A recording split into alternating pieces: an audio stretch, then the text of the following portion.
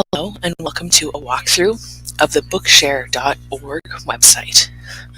Bookshare is a program that adapts books for individuals with learning disabilities, physical disabilities, or visual disabilities so they can have access to a rich variety of text.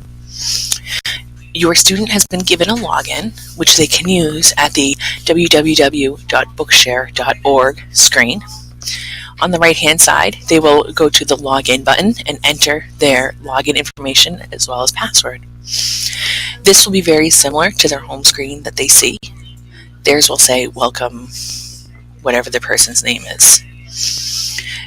Once they are logged in, they can go to view recent books down here, or they can go to my history or my reading list if they've been assigned a large number of books. By clicking on this button, by clicking on View Your Recent Books, this will list all the books that are assigned to them. On the left-hand side are the titles of the books that have been assigned to them, then organized by author, format, what date the book was assigned to them, and their status of the book.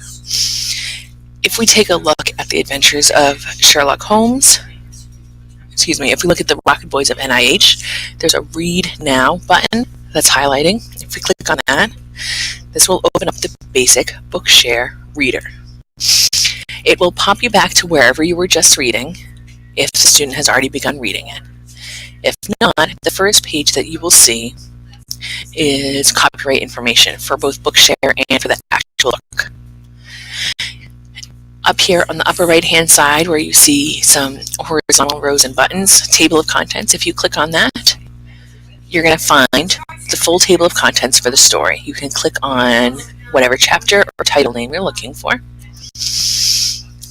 And here is the book. Over here on the right-hand side, as well as a play button, you can hit this. To researchers young and old who dream of a better.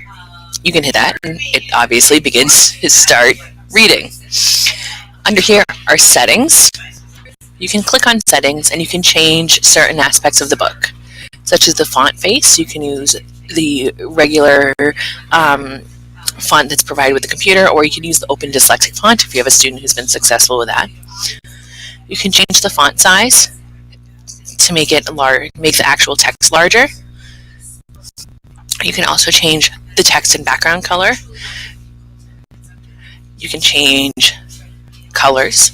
You can change the display format, whether it's scrolling or a single page where the student needs to click.